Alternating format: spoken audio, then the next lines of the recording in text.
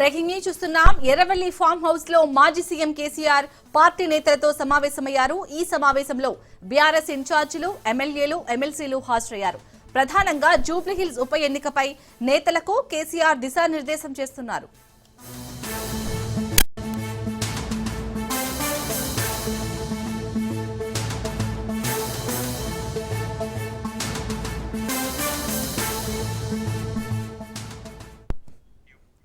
Erravalli farm house లో మాజీ CM KCR party నేతలతో సమావేశమయ్యారు. ఈ సమావేశంలో బీఆర్ఎస్ ఇన్ఛార్జీలు, ఎమ్మెల్యేలు, ఎమ్మెల్సీలు హాజరయ్యారు.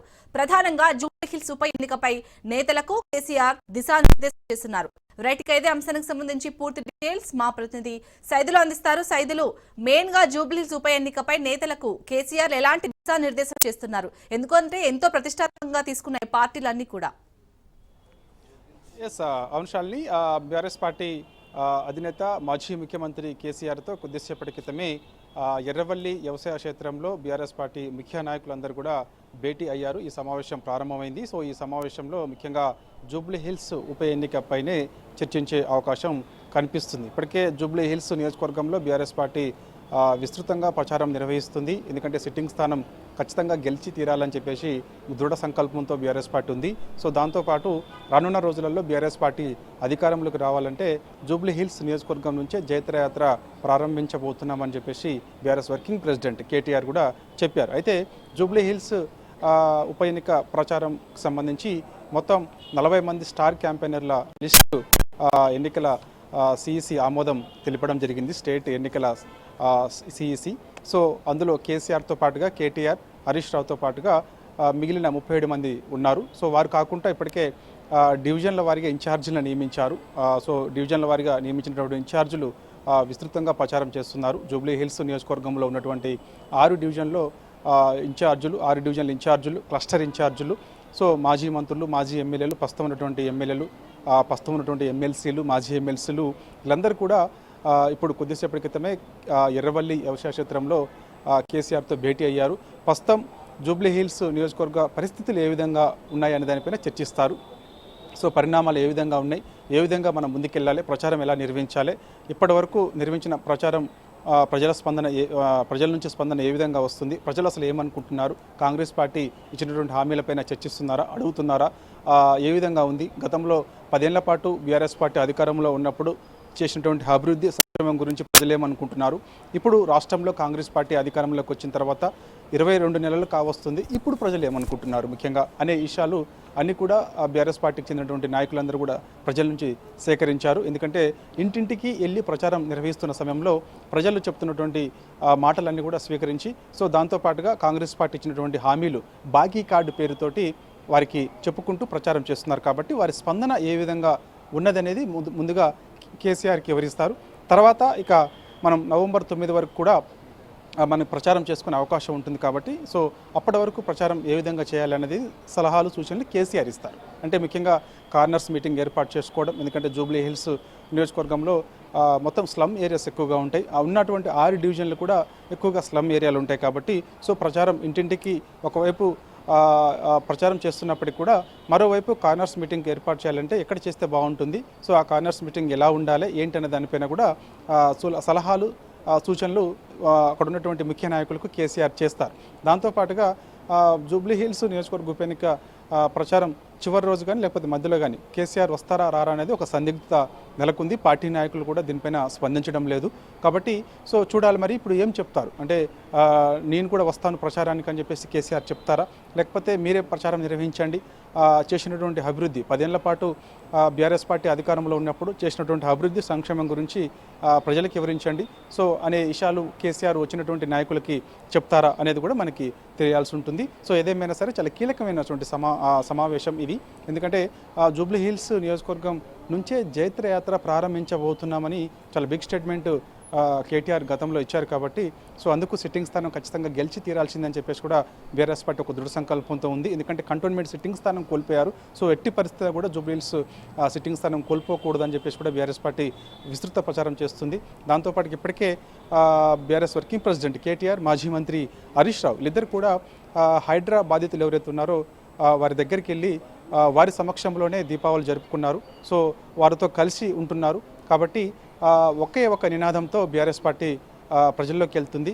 కారు కావాలా, హైడ్రా కావాలా? కారు అంటే అభివృద్ధి సంక్షేమం, హైడ్రా అంటే విధ్వంసం అనే ట్యాగ్ లైన్ తోటి ప్రచారం నిర్వహిస్తూ ఉంది. కాబట్టి హైడ్రా కాంగ్రెస్ గెలిపిస్తే హైడ్రా వస్తుంది, మీ ఇల్లులు కూల్చేస్తారని చెప్తూ ప్రచారం నిర్వహిస్తున్నారు. కాబట్టి ఖచ్చితంగా బీఆర్ఎస్ పార్టీకి అనుకూలంగా సర్వేలు ఉన్నాయని చెప్పేసి కూడా వార్తలు వస్తున్నాయి. కాబట్టి సో సిట్టింగ్ స్థానం ఖచ్చితంగా భారీ మెజార్టీతో గెలవబోతున్నాం అని చెప్పేసి కూడా బీఆర్ఎస్ పార్టీ చెప్తూ వస్తుంది. ఎందుకంటే ఒక 3 సార్లు హ్యాట్రిక్ ఎమ్మెల్యేగా జూబ్లీ హిల్స్ నియోజకవర్గంలో మాగంటి గోపీనాథ్ గెలిచారు. కాబట్టి ఆయన అకాల మరణం తర్వాత ఉప ఎన్నిక అనివార్యమైంది. కాబట్టి సో ఆయన సతీమణి మాగంటి సునీత గోపీనాథ్ ఇప్పుడు ఉప ఎన్నిక బీఆర్ఎస్ పార్టీ అభ్యర్థి. కాబట్టి సో ఆమె కూడా ఇంటింటి ప్రచారం నిర్వహిస్తుంది. కాబట్టి ఖచ్చితంగా నియోజకవర్గానికి సుపరిచితురాలుగా ఆమె ఉంది. కాబట్టి సో గెలిచి తీరుతామని చెప్పేసి కూడా బీఆర్ఎస్ పార్టీ ఒక సంకల్పంతో ఉంది, ముందుకెళ్తుంది. ప్రచారం కూడా అంతే వేగవంతం చేస్తూ వెళ్తుంది. కాబట్టి ఇప్పుడు కేసీఆర్ సమక్షంలో జరగబోయేటువంటి సమావేశం ఏదైతే ఉందో అది అత్యంత కీలకమైనటువంటి సమావేశం. ఎందుకంటే జూబ్లీ హిల్స్ నియోజకవర్గ డివిజన్ల వారీగా వారి ఇన్ఛార్జీలు నియమించిన తర్వాత ప్రచారం చేసిన తర్వాత అసలు ఏ విధంగా ఉంది ప్రచారం అనేది చాలా కీలకమైన సమావేశం ఇప్పుడు కేసీఆర్ అధ్యక్షతన జరుగుతుంది. కాబట్టి ఈ సమావేశం తర్వాత ఒక మనకి ప్రెస్ నోట్ కూడా విడుదలయ్యే అవకాశం ఉంది. కేసీఆర్ అసలు ఏం సలహాలు సూచనలు చేశారు వచ్చినటువంటి నాయకులకి, దాని తర్వాత ప్రచారం ఏ విధంగా చేయాలి, కేసీఆర్ ప్రచారానికి వస్తున్నారా రారా, ఈ అంశాలన్నీ కూడా మనకి ప్రెస్ నోట్ విడుదలయ్యే అవకాశం అయితే కనిపిస్తుంది. ముఖ్య నాయకులందరూ కూడా హాజరయ్యారు. బీఆర్ఎస్ వర్కింగ్ ప్రెసిడెంట్ కేటీఆర్ కొద్దిసేపటి క్రితమే తెలంగాణ భవన్ నుంచి ఎర్రబల్లి వ్యవసాయ క్షేత్రానికి వెళ్ళారు. ఇప్పటికే మాజీ మంత్రి హరీష్ రావుతో పాటుగా మాజీ మంత్రులు జగదీశ్వర్ రెడ్డి, తలసాని శ్రీనివాస్ యాదవ్, శ్రీనివాస్ గౌడ్, అదేవిధంగా మాజీ మంత్రి ప్రస్తుతం మహేశ్వరం ఎమ్మెల్యేగా ఉన్నటువంటి సబితా ఇంద్రారెడ్డి, సో వీళ్ళందరూ కూడా ఆల్రెడీ ఎర్రవల్లి వ్యవసాయ క్షేత్రానికి చేరుకున్నారు. సో సమావేశం కూడా ప్రారంభమైంది. సో ఈ సమావేశంలో అనేక అంశాలు చర్చించే అవకాశం కనిపిస్తుంది. ఎందుకంటే ఇది వ్యక్తుల మధ్య పోటీ కాదు. సో 10 ఏళ్ల బీఆర్ఎస్ పార్టీ చేసినటువంటి అభివృద్ధి సంక్షేమం, అదేవిధంగా 22 నెలల పాలనలో జరిగినటువంటి విధ్వంసం మధ్య పోటీ అని చెప్పేసి కూడా బీఆర్ఎస్ పార్టీ చెప్తూ వస్తుంది. సో ఈ అంశాలు ఎక్కువగా ప్రజలకి తీసుకెళ్లాలని చెప్పేసి కూడా చెప్తున్నారు. దాంతోపాటుగా జూబ్లీ హిల్స్ నియోజకవర్గ ఉప ఎన్నికల్లో ముఖ్యంగా బీఆర్ఎస్ పార్టీ కొన్ని అంశాలు కూడా ప్రచారం నిర్వహించాలని కూడా చెప్తున్నారు. ముఖ్యంగా బాకీ కార్డు అంటే కాంగ్రెస్ పార్టీ ఇచ్చినటువంటి హామీలు ఏమేమి పెండింగ్ ఉన్నాయనేది ప్రజలకు వివరించాలి. దాంతోపాటుగా నిరుద్యోగులకు ఇచ్చినటువంటి హామీలు ఆ పెండింగ్ ఉన్నటువంటి అవి కూడా ఇచ్చాలి. దాని తర్వాత ఇప్పటికే గ్రామాల్లో రైతులు పడుతున్నటువంటి ఇబ్బందులు, ముఖ్యంగా అంటే గతంలో చూసాం మనము ఖరీఫ్ సీజన్లో పెద్ద ఎత్తున యూరియా కొరత రాష్ట్రంలో ఉంది. సో ఆ యూరియా దొరక్క చాలామంది రైతులు అనేక అవస్థలు పడ్డారు, అది అందరికీ తెలిసిన విషయమే. సో ఈ అంశాలు కూడా ఖచ్చితంగా జూబ్లీ హిల్స్ నియోజకవర్గ ఉప ఎన్నికల్లో ప్రజల్లోకి తీసుకెళ్లాలని చెప్పేసి కూడా భావిస్తున్నారు. ముఖ్యంగా హైడ్రా వాళ్ళ ప్రజలు భయపడే పరిస్థితి వస్తుంది. హైడ్రా ఏ టైంలో ఎప్పుడు వస్తుందో తెలియనటువంటి పరిస్థితి ఉంది. సో హైడ్రా ఓన్లీ పేదల ఇళ్లకే వస్తుంది, పెద్దల ఇళ్లకి వెళ్ళడం లేదని చెప్పేసి కూడా అంశాలు కూడా తీసుకెళ్లాలని చెప్పేసి కూడా అంటున్నారు. ఎందుకంటే ముఖ్యమంత్రి రేవంత్ రెడ్డి బ్రదర్ స్వయంగా తిరుపతి రెడ్డి ఇల్లు ఫుల్ ట్యాంక్ లెవెల్లో FTLలో ఉన్నప్పటికి కూడా మాదాపూర్లో, కానీ హైడ్రా అక్కడికి వెళ్ళదు, కానీ పేదల ఇళ్ల దగ్గరికి మాత్రం హైడ్రా వస్తుంది. సో ఈ అంశాలన్నీ కూడా ఖచ్చితంగా జూబ్లీ హిల్స్ నియోజకవర్గ ప్రజలకు తెలియపరచాలి. ఎందుకంటే ఎక్కువగా స్లమ్స్ ఉంటాయి. కాబట్టి స్లమ్స్లలో ఆనాడు బీఆర్ఎస్ పార్టీ అధికారంలో ఉన్నప్పుడు మనకు బస్తీ దవాఖానాలు ఎక్కువగా తీసుకొచ్చారు. బస్తీ దవాఖానాలు రావడం వల్ల ప్రజలు ఎంతో హర్షం వ్యక్తం చేశారు. వైద్యం అందడం, దాని తర్వాత దాదాపుగా అత్యధికంగా ఎక్కువ టెస్టులు, మనకు కావాల్సినటువంటి టెస్టులు అన్నీ కూడా అక్కడే చేసి రిపోర్ట్ ఇచ్చి ఆ రిపోర్ట్ తర్వాత మెడిసిన్ కూడా అక్కడే ఇచ్చేవారు. కానీ ఇవాళ బస్తీ దవాఖానాల పరిస్థితి చాలా దారుణంగా ఉంది అని చెప్పేసి కూడా బీఆర్ఎస్ పార్టీ చెప్తూ వస్తుంది. ఈ మధ్యకాలంలోనే కేటీఆర్ అదేవిధంగా హరీష్ రావు వీళ్ళందరూ కూడా బస్తీ దవాఖానాలను సందర్శించారు. సో అక్కడ సందర్శించినప్పుడు అనేక సమస్యలు బయటకు వచ్చాయి. డాక్టర్లకి జీతాలు ఇవ్వడం లేదని, పేషెంట్లు కూడా అనేక ఇబ్బందులు పడుతున్నారని, మెడిసిన్స్ అందుబాటులో లేవని. సో ఇవన్నీ కూడా ఉన్నాయి. కాబట్టి ఇవన్నీ ప్రజలకి వివరించాలని చెప్పేసి కూడా బీఆర్ఎస్ పార్టీ ముందుకెళ్తుంది. ప్రచారం కూడా అంతే వేగవంతం చేస్తూ వెళ్తుంది. కాబట్టి సో ఈ యొక్క సమావేశంలో వీటితో పాటుగా సో ఇక నుంచి ప్రచారం ఏ విధంగా నిర్వహించాలనే దానిపైన కూడా చాలా కీలకమైన సమావేశంలో వచ్చినటువంటి నాయకత్వానికి కేసీఆర్ సలహాలు సూచనలు చేసిన తర్వాత మనకి ఒక ప్రెస్ నోట్ విడుదలవుతుంది. దానిలో చూడాలి మరి కేసీఆర్ జూబ్లీ హిల్స్ ఉప ఎన్నిక ప్రచారానికి మరి వస్తారా రారా అనేది కూడా అందులో మనకి తెలిసే అవకాశం అయితే ఉంటుంది. Shalini. Right, thank you Saidulu.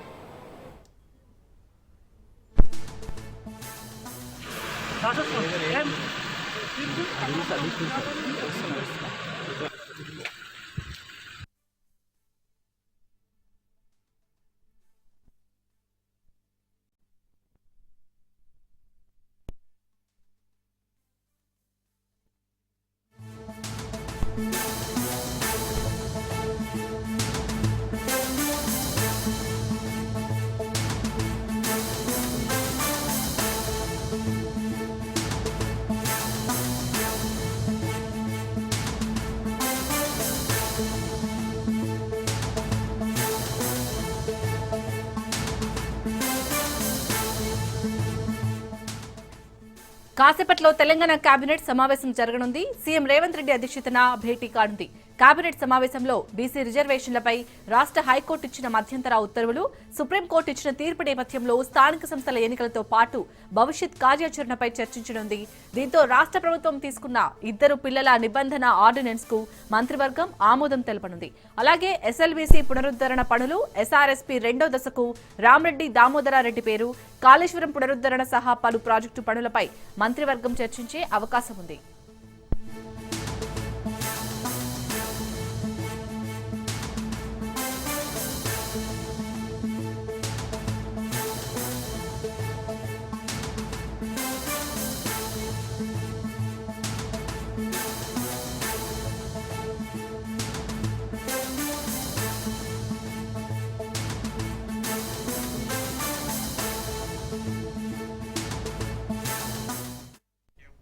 కాసేపట్లో తెలంగాణ కేబినెట్ సమావేశం జరగనుంది. సీఎం రేవంత్ రెడ్డి అధ్యక్షతన భేటీ కానుంది. కేబినెట్ సమావేశంలో బీసీ రిజర్వేషన్లపై రాష్ట్ర హైకోర్టు ఇచ్చిన మధ్యంతర ఉత్తర్వులు, సుప్రీంకోర్టు ఇచ్చిన తీర్పు నేపథ్యంలో స్థానిక సంస్థల ఎన్నికలతో పాటు భవిష్యత్ కార్యాచరణపై చర్చించనుంది. దీంతో రాష్ట్ర ప్రభుత్వం తీసుకున్న 2 పిల్లల నిబంధన ఆర్డినెన్స్ కు మంత్రివర్గం ఆమోదం తెలపనుంది. అలాగే ఎస్ఎల్బీసీ పునరుద్ధరణ పనులు, ఎస్ఆర్ఎస్పీ 2వ దశకు రామరెడ్డి దామోదరారెడ్డి పేరు, కాళేశ్వరం పునరుద్ధరణ సహా పలు ప్రాజెక్టు పనులపై మంత్రివర్గం చర్చించే అవకాశం ఉంది.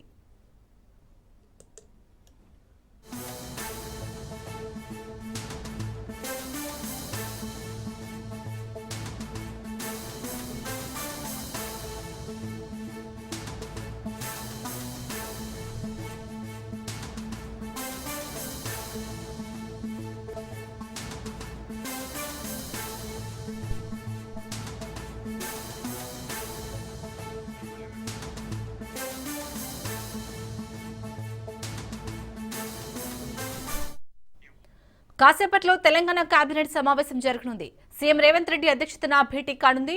కేబినెట్ సమావేశంలో బీసీ రిజర్వేషన్లపై రాష్ట్ర హైకోర్టు ఇచ్చిన మధ్యంతర ఉత్తర్వులు, సుప్రీంకోర్టు ఇచ్చిన తీర్పు నేపథ్యంలో స్థానిక సంస్థల ఎన్నికలతో పాటు భవిష్యత్ కార్యాచరణపై చర్చించనుంది. దీంతో రాష్ట్ర ప్రభుత్వం తీసుకున్న 2 పిల్లల నిబంధన ఆర్డినెన్స్ కు మంత్రివర్గం ఆమోదం తెలపనుంది. అలాగే ఎస్ఎల్బీసీ పునరుద్ధరణ పనులు, ఎస్ఆర్ఎస్పీ 2వ దశకు రామరెడ్డి దామోదరారెడ్డి పేరు, కాళేశ్వరం పునరుద్ధరణ సహా పలు ప్రాజెక్టు పనులపై మంత్రివర్గం చర్చించే అవకాశం ఉంది.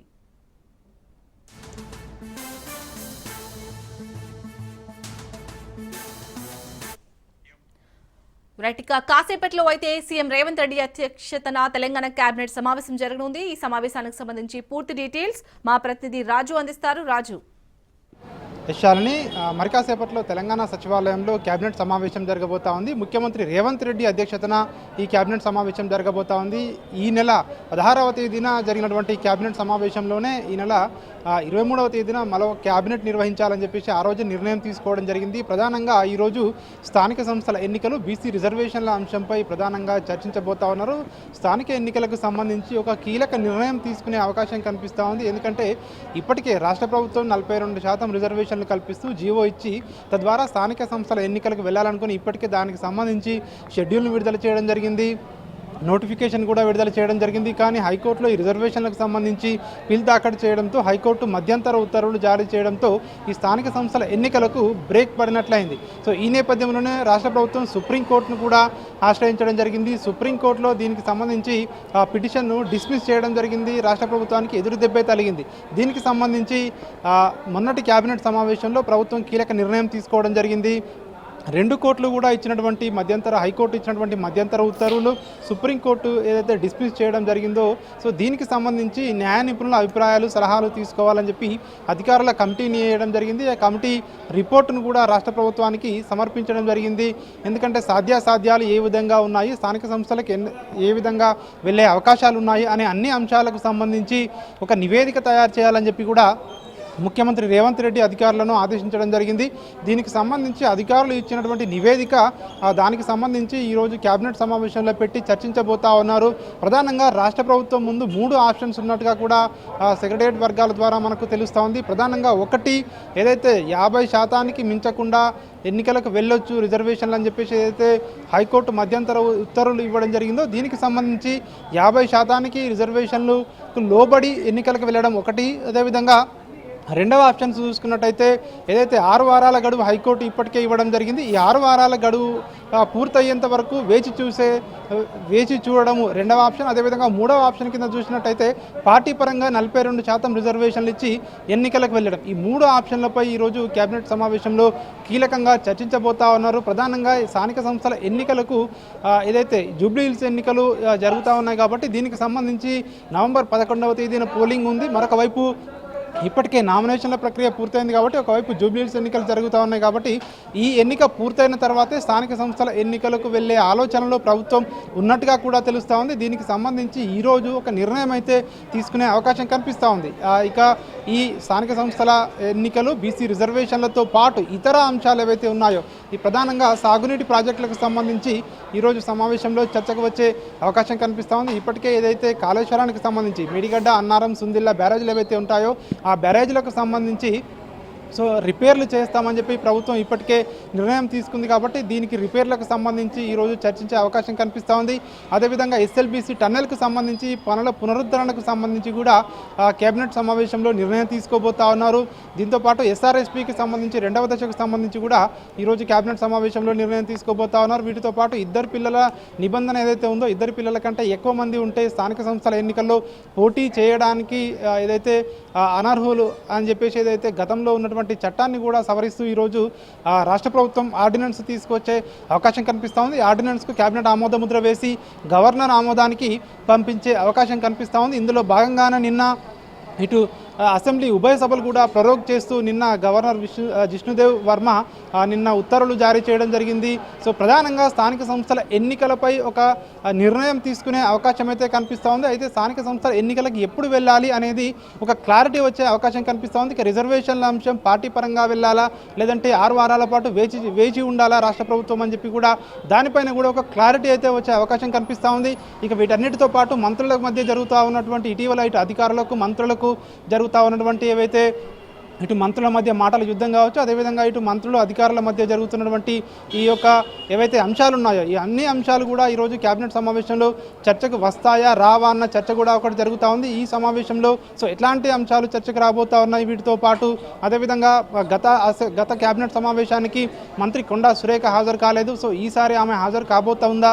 ఎందుకంటే ఇటీవల ముఖ్యమంత్రి రేవంత్ రెడ్డిని కూడా ఆమె కలవడం జరిగింది. ఈ కేబినెట్కి వస్తారా రారా అన్న చర్చ కూడా ప్రస్తుతం అయితే కొనసాగుతూ ఉంది. శాలిని. రైట్, థ్యాంక్ యూ రాజు.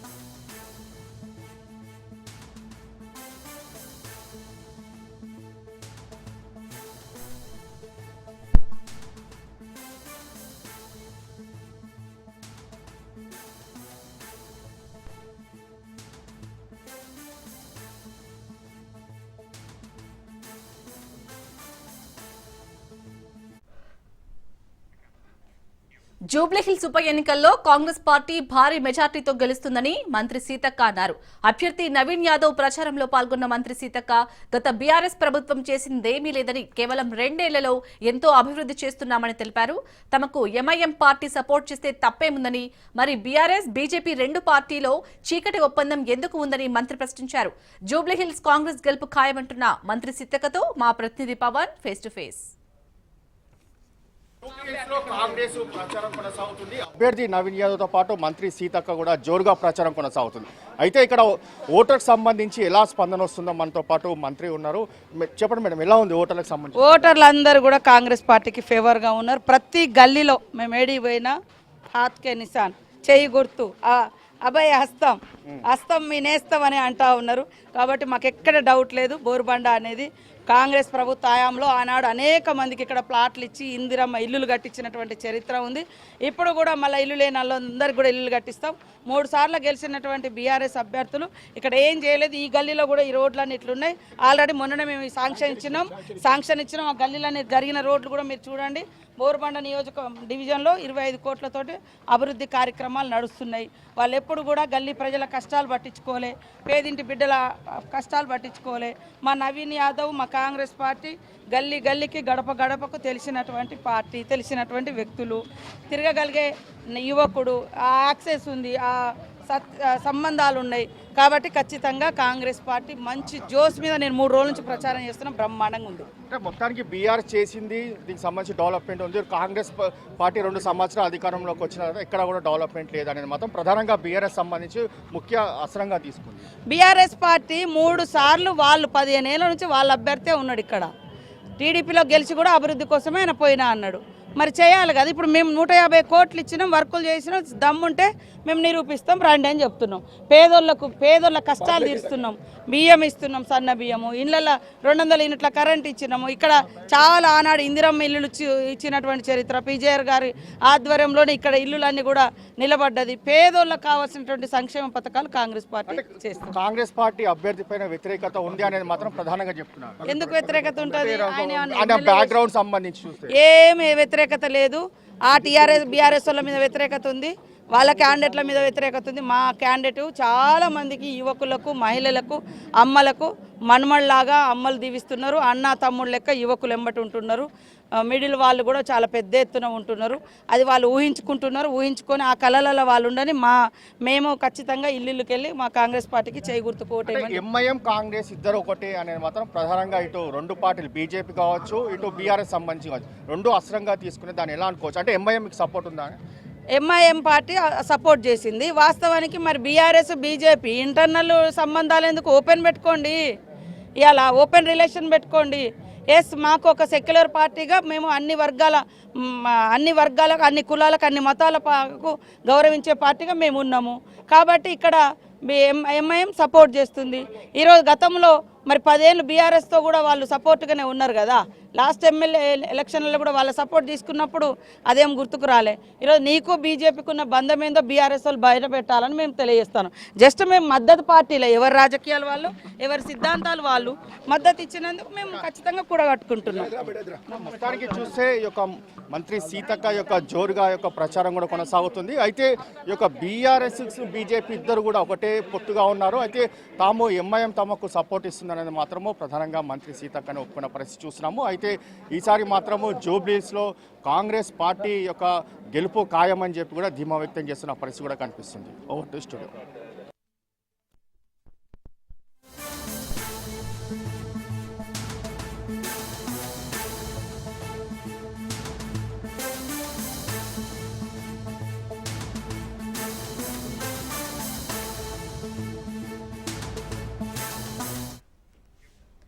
గోవులను రక్షించే ప్రశాంత్ పై కాల్పులు జరపడాన్ని ఖండించారు బీజేపీ నేతలు బండి సంజయ్, లక్ష్మణ్. ప్రశాంత్ను బండి సంజయ్, లక్ష్మణ్ పరామర్శించారు. ప్రభుత్వం పోలీసులు చేయాల్సిన పనులను ప్రశాంత్ చేస్తున్నాడని బండి సంజయ్ తెలిపారు. ఇది మొదటిది కాదు, గతంలోనూ కొందరిపై హత్యాయత్నం చేశారని చెప్పారు. గోవధ నిషేధ చట్టాన్ని అమలు చేస్తే మైనార్టీ ఓట్లు పోతాయని కాంగ్రెస్ భయపడుతుందని విమర్శించారు.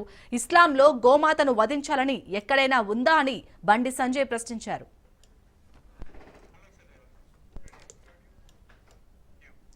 గోవులను రక్షించే ప్రశాంత్ పై కాల్పులు జరపడాన్ని ఖండించారు బీజేపీ నేతలు బండి సంజయ్, లక్ష్మణ్.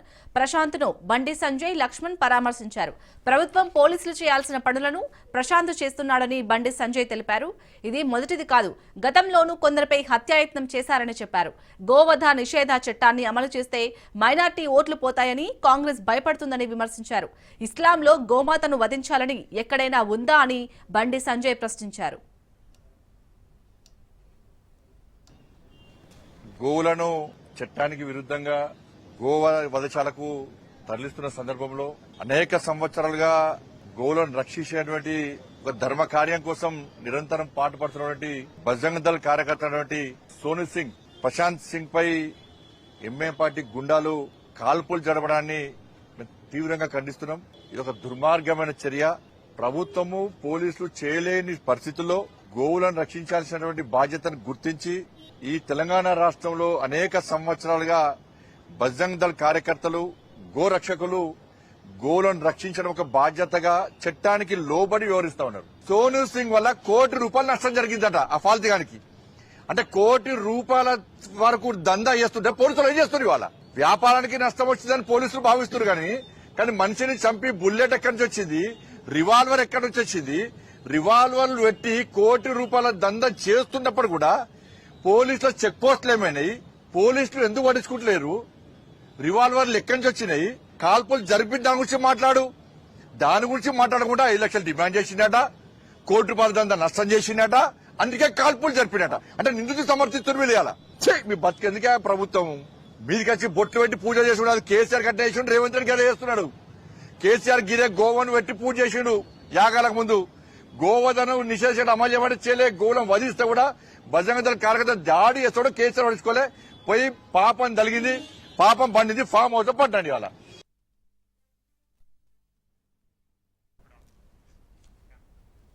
నల్గొండ జిల్లా నార్కట్పల్లి మండలం చౌడంపల్లి పత్తి జిన్నింగ్ మిల్ ని కలెక్టర్ ఇలా త్రిపాఠి పరిశీలించారు. త్వరలో ప్రారంభం కానున్న సీసీఐ కొనుగోలు కేంద్రాలను పరిశీలించిన ఆమె రైతులు సద్వినియోగం చేసుకోవాలని తెలిపారు. దళారులను నమ్మి మోసపోవద్దని రైతులకు సూచించారు. రైతులు కొనుగోలు కేంద్రాలకు తీసుకొచ్చి మద్దతు ధర తీసుకోవాలని తెలిపారు.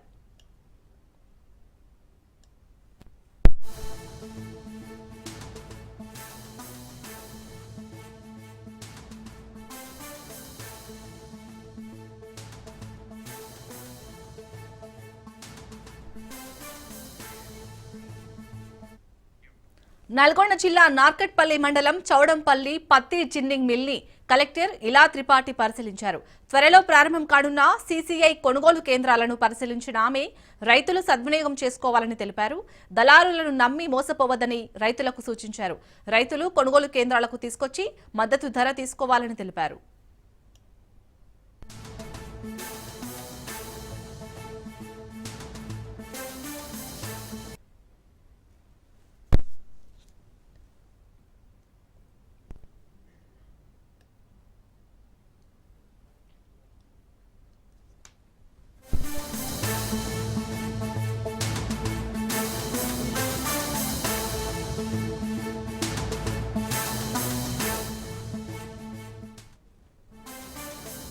సినీ నటుడు టీడీపీ ఎమ్మెల్యే బాలకృష్ణపై వైసీపీ అధినేత వైఎస్ జగన్ ఫైర్ అయ్యారు.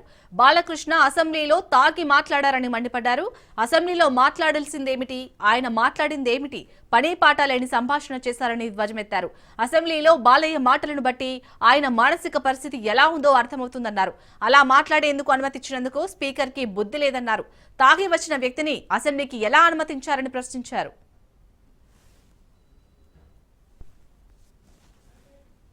పని పాట లేని కాన్వర్జేషన్ బాలకృష్ణ అనే వ్యక్తి తీసుకొచ్చాడు అసెంబ్లీలో. అసలు ఆయన మాట్లాడాల్సింది ఏంది? అసెంబ్లీలో ఆయన మాట్లాడాల్సింది ఏంది? ఆయన తాగి మాట్లాడింది ఏంది? అసలు తాగినోని అసెంబ్లీకి తీసుకొని అసెంబ్లీలో మాట్లాడిచ్చే కార్యక్రమం చేస్తున్నారు అని అంటే స్పీకర్కి బుద్ధి లేదు. తాగినోడు ఆ మాదిరిగా మాట్లాడుతున్నాడు అని అంటే ఆయన సైకలాజికల్ హెల్త్ ఎట్లుందో, అసెంబ్లీకి వచ్చి ఆ మాదిరిగా మాట్లాడుతున్నాడంటే ఆయన సైకలాజికల్ హెల్త్ ఎట్లుందో ఆయన క్వశ్చన్ చేసుకోవాలి.